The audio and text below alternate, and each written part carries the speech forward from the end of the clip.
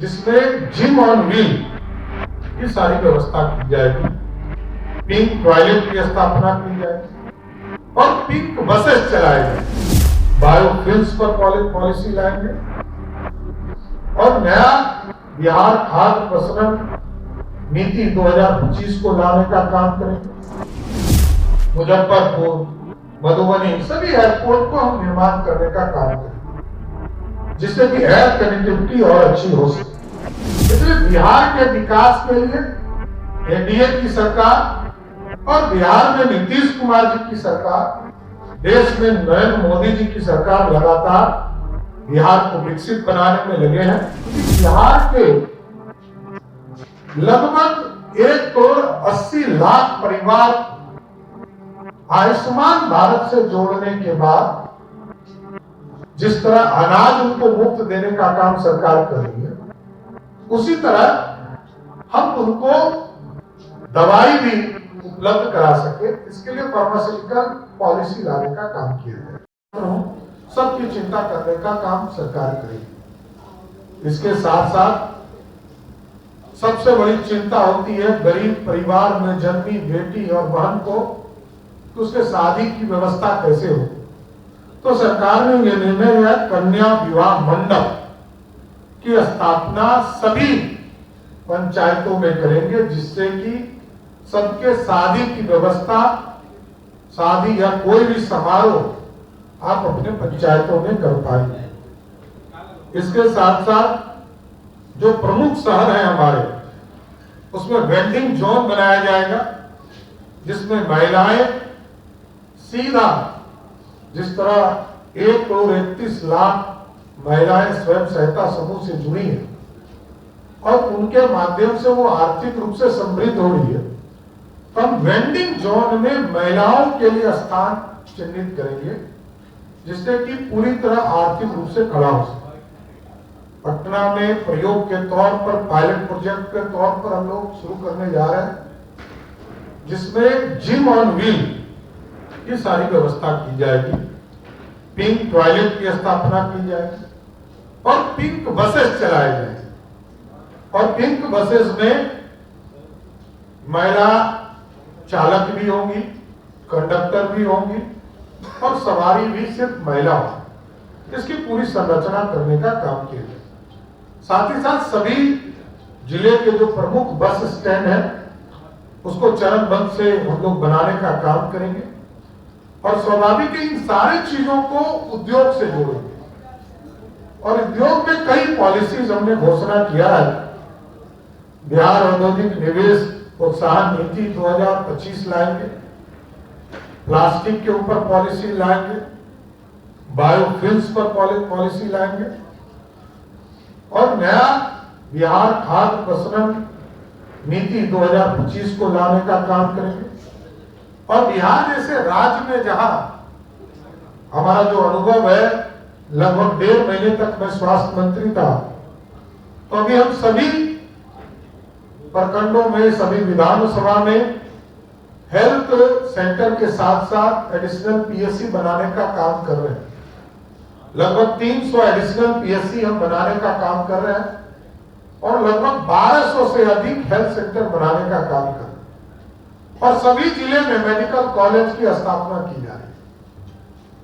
तो इसको PPP mode पर भी लाएंगे और जो मेरा अनुभव था कि फार्मास्यूटिकल एक पूरी तरह पॉलिसी आना चाहिए, क्योंकि बिहार के लगभग 1,80,00,000 परिवार आयुष्मान भारत से जोड़ने के बाद जिस तरह अनाज उनको मुफ्त देने का काम सरकार कर रही है, उसी तरह हम उनको दवाई भी उपलब्ध करा सके, इसके लिए फार्मास्यूटिकल पॉलिसी लाने का काम किया जाएगा। इसके साथ साथ सेंटर ऑफ एक्सीलेंस कई चीजों पर हमको लाना है। एक तो जो है उद्योग की संस्था है, इसको हम लोग सेंटर ऑफ एक्सीलेंस बनाने जा रहे हैं।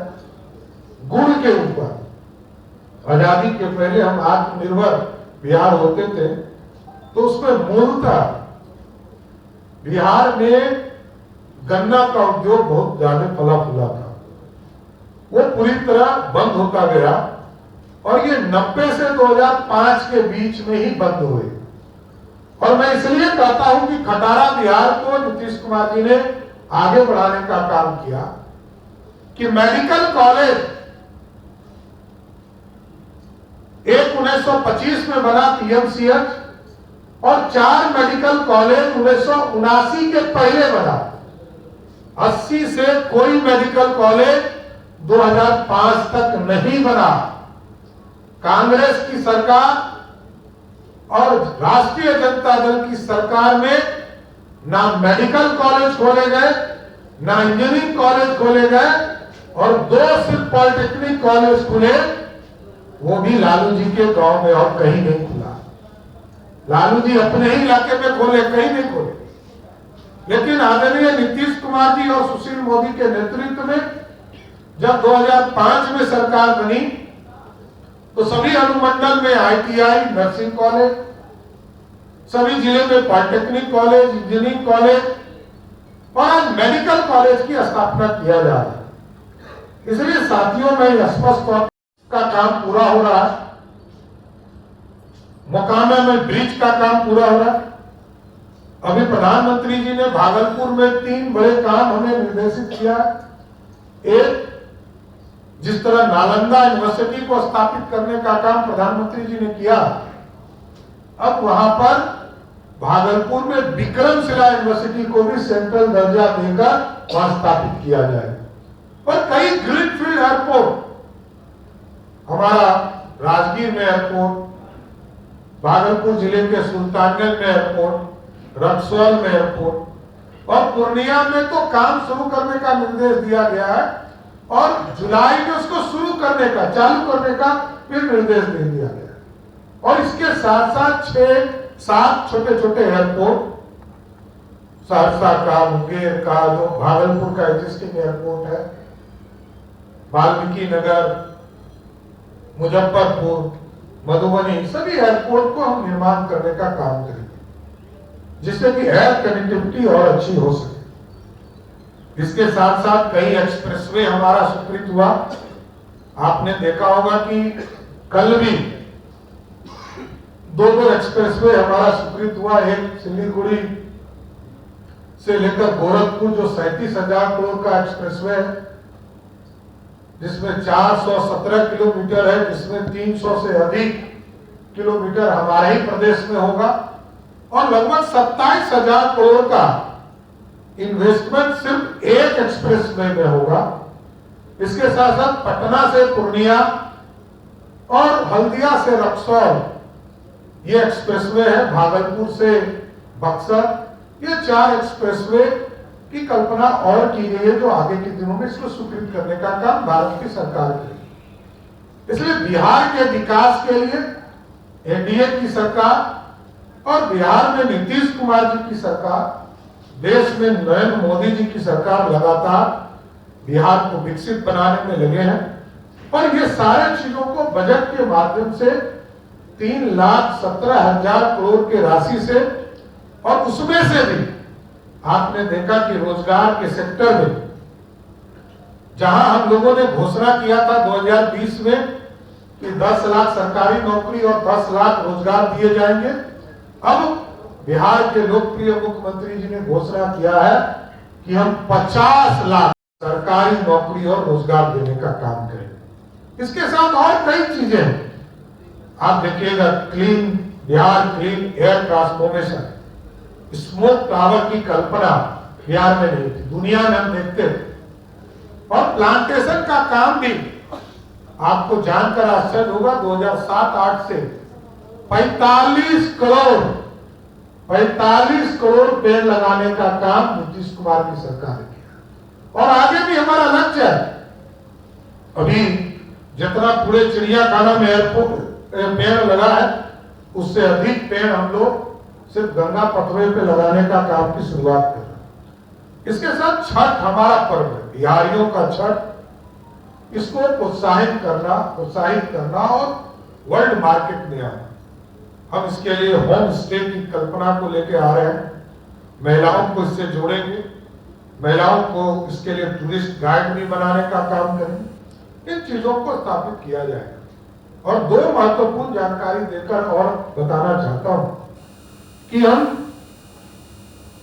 विशेष तौर पर बिहार स्टेट डाटा सेंटर परियोजना के माध्यम से डिजास्टर रिकवरी और ये जो साइबर क्राइम है इसको भी, साइबर अटैक को और प्राकृतिक आपदा को कैसे बच सकते हैं, इसको भी हम पूरी तरह आपको इससे जोड़ने का काम करेंगे, जिससे कि कंप्यूटिंग एंड स्टोरेज क्षमता जो हमारे यहाँ पूरा साइबर अटैक्स होते हैं उसको कैसे बचाया जा सकता है, इस सारी चीजों की स्थापना की जाएगी। खेल के लिए भी सभी प्रमंडल स्तर पर हम एक पूरी संरचना खड़ा करेंगे, जिसमें पटना में हम लोगों ने 100 एकड़ में पूरा खेल गांव, खेल परिसर बनाने का कंसेप्ट दिया है। इसलिए बिहार के बजट के माध्यम से बिहार को समृद्ध बनाने के लिए और जो खटारा बिहार था उसको विकसित बिहार बनाने का काम नीतीश कुमार की सरकार ने किया है। और कल तक लोग कहते थे कि हम गांव से जब चलते हैं तो पटना 6 घंटा लगता था, उसको नीतीश कुमार जी ने पहले टारगेट करके 6 घंटा किया, फिर मुख्यमंत्री जी ने उसको 16-17 में 5 घंटा किया, और अब हम लोगों ने टारगेट किया है कि 2027 के पहले ऐसी संरचना खड़ा करना है कि बिहार के किसी कोने से यदि चले तो पटना हेडक्वार्टर 4 घंटे में पहुंचने का काम कर सके। इसलिए बिहार के समृद्धि के लिए, बिहार के विकास के लिए बिहार का बजट और केंद्र सरकार का बजट दोनों मिलकर बिहार को समृद्धि की ओर ले जाएगा। आप सभी लोग यहाँ पर आए, सबका मैं बहुत बहुत धन्यवाद देता हूँ। और बिहार इसके साथ साथ कि आगे होली है, आपको होली की भी शुभकामना देता हूँ। धन्यवाद। किसी के प्रश्न तो एक एक करके रमेश जी।